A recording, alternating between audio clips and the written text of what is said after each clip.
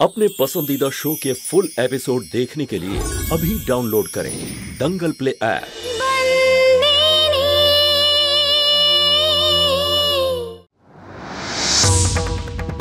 আপনি এটা কি করে ভেবে বসলেন যে এই ব্যাপারে আমি আপনাকে সাহায্য করব? তুইও হাসির কথা বলিস বিরাট। সেই দিন ওই অবিনাশ চৌধুরীকে বাড়ি থেকে বের করে দেওয়ার সময় তুই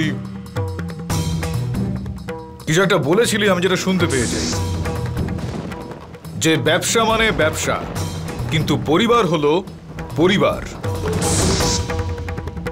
তোর মনে আছে নাকি ভুলে গিয়েছিস? খুব ভালোভাবেই মনে আছে। তাহলে খুব ভালো মতো এটা বুঝে নে আজকে তুই যে কাদম্বরীর নামে কুৎসা রটিয়ে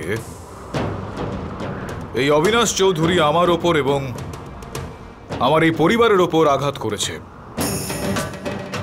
এবার সেটার উত্তর তো আমাকে দিতেই হবে, তাই না? তুই যদি এক্ষেত্রে আমাকে সাহায্য করিস তাহলে হতে পারে যে তোরও এক্ষেত্রে ক্ষতি হতে পারে কিছুটা। ও তো তোর একজন অংশীদার, তাই না? আমি ওই কথাটাই বলবো, যদি অবিনাশ চৌধুরী আমার পরিবারকে টার্গেট করে থাকে তো তার প্রত্যুত্তর দেওয়ার জন্য আমি আপনার সাথে থাকব, কিন্তু ব্যবসায় লোকসান এটা আমি সইতে পারি না। প্রথম বিষয়টা হলো যে তুই আমার ভাইরা ভাই, আর দ্বিতীয় ব্যাপারটা হলো ব্যবসায় আমার বিপক্ষে। আমার কাছে খবর আছে যে তুই কোনোদিন সেই কাজটা করিস না যাতে তোর লাভ নেই। আমার কাছে আরো একটা খবর এক্ষেত্রে রয়েছে, যে যার সঙ্গে তুই যখন কাজ করিস তার ছোটখাটো বিষয়গুলো তোর নজরে থাকে। ঠিক বললাম কিনা আমি? অবিনাশের দুর্বলতার ব্যাপারে বলাটা আমার পরিবারের জন্য লাভদায়ক, কিন্তু ব্যবসায় লোকসান। ব্যবসায় ও আমার অংশীদার, আর ওর লোকসান মানে আমার লোকসান। আপনি তো বুঝতেই পারছেন ভাইরা ভাই। শোন ভাই, যতটা সুরেখা তোকে চিনতে পারে তার থেকে অনেকটা বেশি আমি তোকে বুঝতে পারি, জানিস? আমার কাজ যদি তুই করিস তাহলে আমি কখনোই তোর কোনো রকম ক্ষতি হতে দেব না। ওই 7টা দেশের এক্সপোর্ট অর্ডারটা তোর মনে আছে তো, যেটার মধ্যে অবিনাশ চৌধুরীর সঙ্গে তুইও একজন অংশীদার ছিলি? সেই অর্ডারটা এখন আমার কাছে রয়েছে। সেই অর্ডারে আমার নতুন অংশীদার হলো তুই।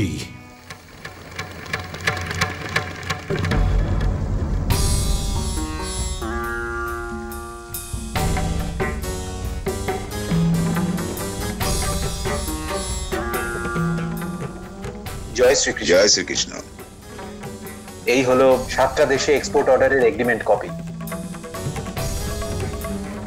দাদা সাইন করে দিয়েছেন, এবার আপনি সাইন করুন।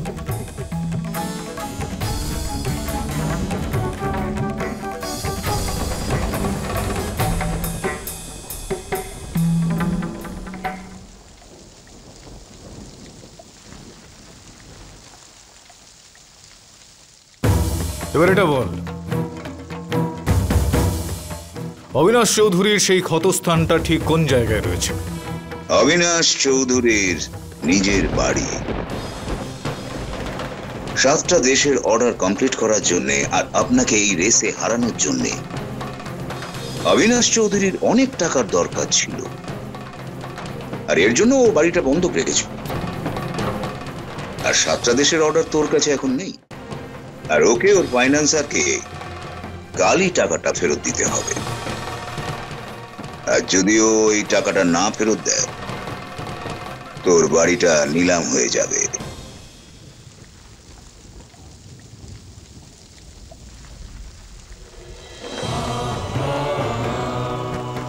খুব ভালো কাজ করেছিস তুই আজ এই পরিবারের একজন সদস্যের দায়িত্ব পালন করে।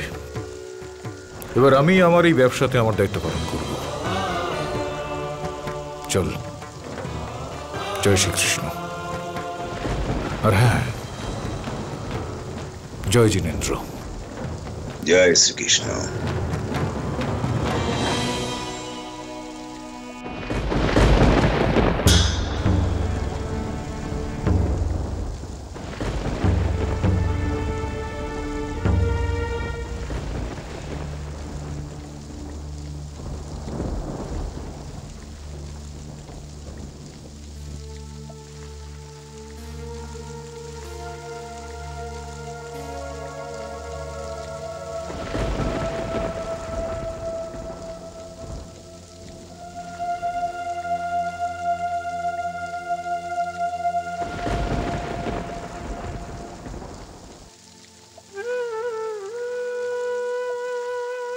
আমাকে এখানে কেন ডেকেছো? আমি তোমাকে এটা বলার জন্য এখানে ডেকেছি যে আমার মনে সেরকম না কিছু ছিল আর না কিছু আছে, যেমনটা তুমি আমার সম্পর্কে ভাবো। শুধু এই কথাটা বলার জন্য ডেকেছো আমাকে? না শশাঙ্ক, আমি তোমাকে এখানে কাদম্বরীর জন্য ডেকেছি। শান্ত, আমি এই ব্যাপারে সিদ্ধান্ত নিয়ে ফেলেছি। সেই সিদ্ধান্তটা তুমি ভালো করেই জানো। আমি কাদম্বরীকে বিয়ে করতে পারবো না, এটা কখনোই সম্ভব না, কখনোই না। একবার তুমিই বলেছিলে না যে কাদম্বরী কোনো অন্যায় করেনি, তাহলে ওকে শাস্তি দিচ্ছ কেন? কাদম্বরী ভালো মেয়ে, সৎ চরিত্র ওর। কাদম্বরী ভুল করেছে একটা ভুল মানুষের উপর বিশ্বাস করে। যদি এই বিয়েটা না হয় তাহলে মালিক আর মেঘনা দিদির সম্পর্কটাও। মালিক? তুমি তোমার স্বামীকে মালিক বললে? প্রথম থেকেই আমি ওনাকে মালিক বলেই ডাকি আর মালিক বলেই মনে করি। সেসব বাদ দাও, তুমি কাদম্বরীকে গ্রহণ করে নাও। কাদম্বরীর ভবিষ্যতের দিনগুলোকে তুমিই পারো সুন্দর করে তুলতে। শান্ত, তুমি কেন বুঝতে পারছো না? এই সম্পর্কটা আমার পক্ষে মেনে নেওয়া সম্ভব। যদি তুমি ওখানে না থাকতে তাহলে হয়তো কাদম্বরীকে বিয়ে করে নিতাম, কিন্তু এখন আর না। যে পথ কোনো গন্তব্যে পৌঁছয় না সে পথে হাঁটার কি মানে আছে? যে ঘটনার কোনো অস্তিত্ব নেই তার জন্য নিজের সিদ্ধান্ত না বদলে তুমি তোমার জীবনে এগোচ্ছ না কেন? তুমি জানো না শান্ত,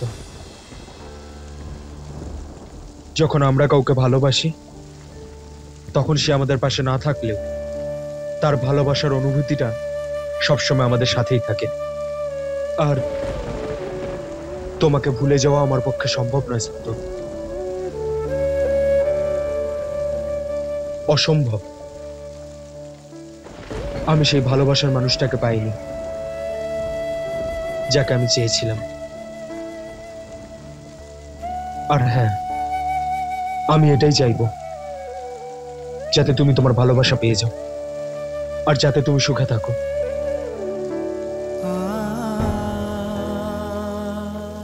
এখন আমাদের মাঝে আর কোনো সম্পর্ক নেই।